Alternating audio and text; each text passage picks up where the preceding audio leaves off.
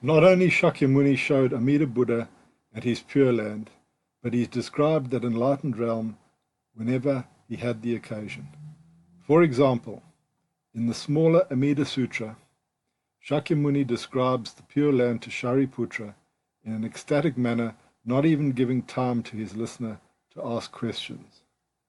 He starts preaching that sutra without being asked, and he says on and on something like, Shariputra, it is wonderful. That place is supreme in beauty. Shariputra, in that land there are so and so places and so precious treasures. Shariputra, Shariputra. It seems that Shakyamuni doesn't even allow himself time to breathe when he speaks about the beauties of the Pure Land.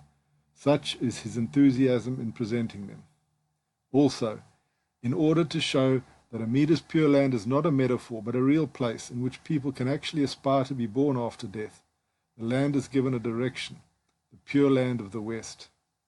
Some say that the direction west and the marvelous descriptions of the Pure Land are a proof for its non-existence or for its existence as a symbol or metaphor only. But the truth is that by making the effort to describe in many words the wonders of the Pure Land, and by pointing to a direction where to face the Pure Land when worshipping Amida Buddha, Shakyamuni wants to emphasize its actual existence as a place where sentient beings should aspire to be born without worry and doubt. It is though I speak to you about a beautiful park I would like you to visit. If I tell you it's there and in the west part of the town, and I start describing it to you, then you will have no doubt about its existence, and you will wish to see it. It's the same with the expression, Pure Land of the West. The exaltation with which Shakyamuni Buddha described the Pure Land of Amida in the smaller Amida Sutra, without even being asked to do it, Amidiko, is a sutra spontaneously delivered, not in response to a question. Or the radiant light that emanated from his body when he delivered the larger sutra, in which he expounded the story of Amida and his 48 vows, are both an indication that his words were true and his listeners should accept Amida as a living Buddha and his Pure Land as a real place. Again, in order to deny that the Pure Land is a real enlightened place with forms and manifestations and stop you from awakening the true aspiration to be born there, some would try to present the Pure Land only as a state of consciousness, but you should not be fooled by them, because states of consciousness do not exclude forms and manifestations. In fact, depending on the states of consciousness one dwells in, various forms appear. Thus, for unenlightened beings, samsaric bodies and realms come into existence as effects of their specific karmic obscurations. When one becomes a Buddha, transcendental manifestations arise as the effect of enlightenment and the wish to save all beings. There will always be forms and manifestations, no matter whether we are enlightened or unenlightened. When unenlightened conditions are present, unenlightened forms which lead to more attachments and blind passions appear. When enlightenment is present, enlightened forms or manifestations appear. This is why all Buddhas assume various transcendent bodies and create special spheres of influence, which are called Pure Lands. Buddhas do not depend on forms, and their minds are always free of forms, but this does not mean they reject forms.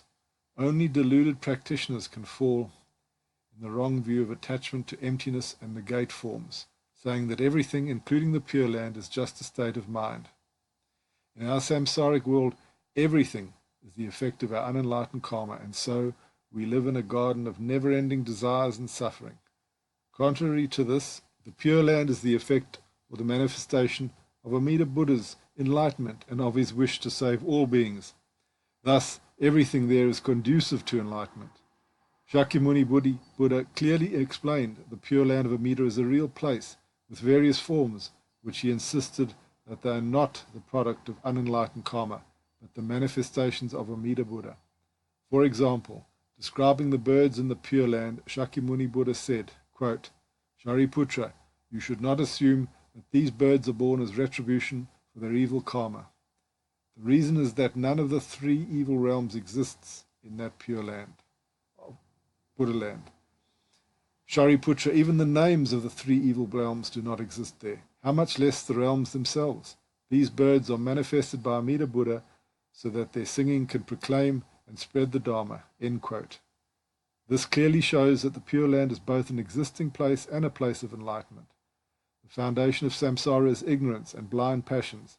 The foundation or essence of the Pure Land is nirvana or perfect enlightenment. Both ignorance and enlightenment are accompanied by forms. Ignorance and blind passions give rise to various samsaric realms, while perfect enlightenment manifests pure lands. Thus, the Pure Land of Amida Buddha is the effect of his enlightenment and the wish to save all beings as expressed in his 48 vows.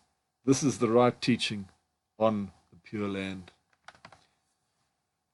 If somebody tells you that the Pure Land is only a state of consciousness or that it is only a place, he is not teaching the true Dharma.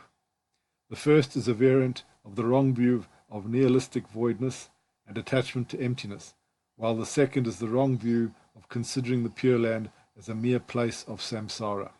Again, the right way to define the Pure Land in our human language is the enlightened realm of Amida Buddha. It is extremely important to understand that manifestations from the hells to the Pure Land come into existence due to causes and conditions.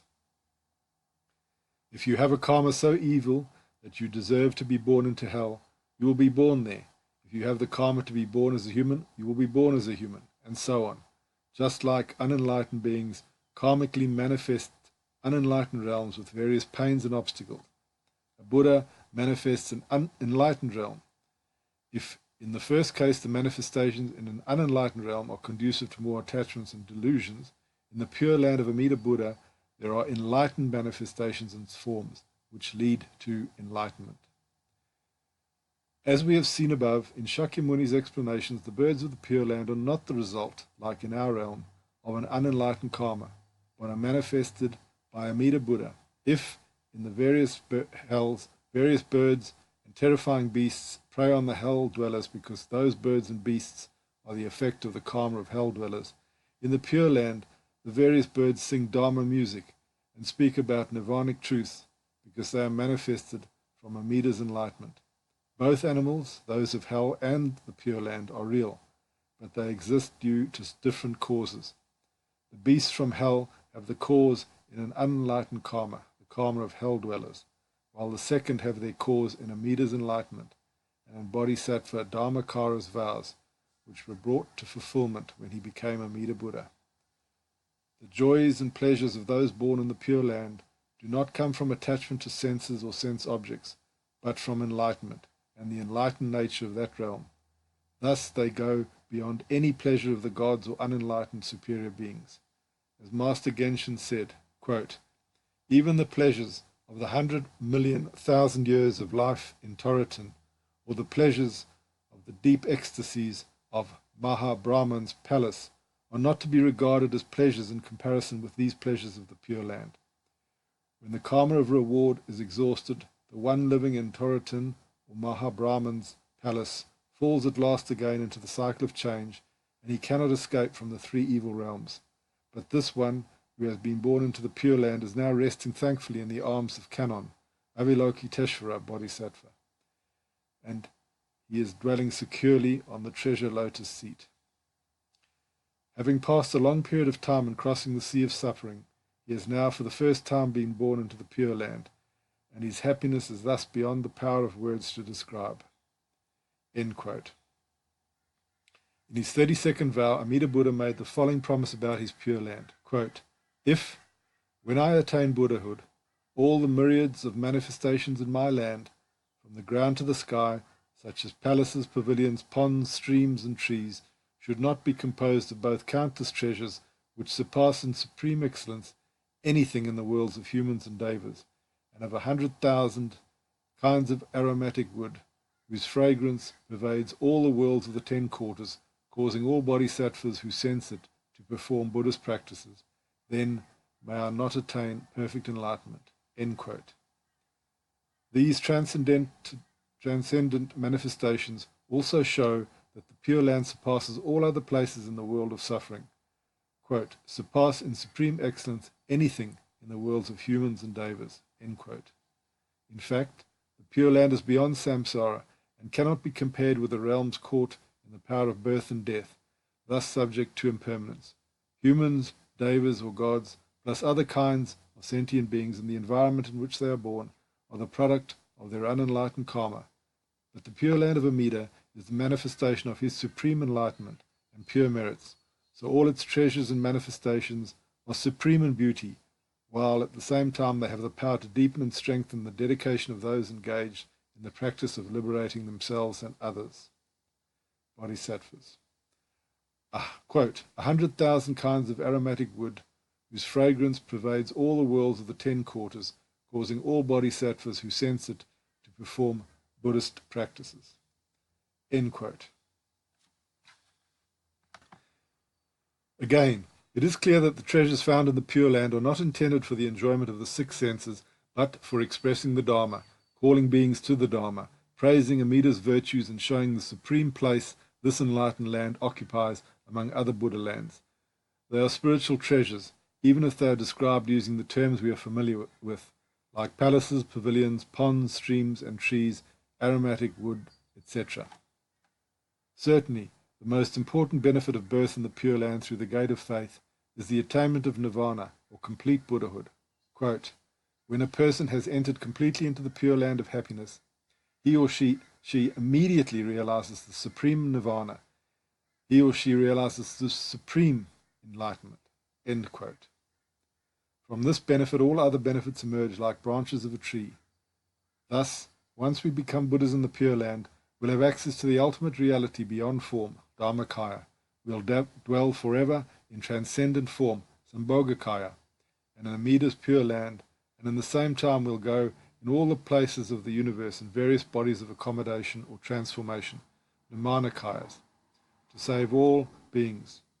The promise of attaining Buddhahood and returning to help all beings was made by Amida Buddha in his 11th and 22nd vow, respectively. Because in the Pure Land we'll be dwelling in nirvana, we'll have noble and majestic countenances, unequalled in all the worlds, and our appearance will be superb, unmatched by any being, heavenly or human. We will be endowed with bodies of naturalness, emptiness, and infinity.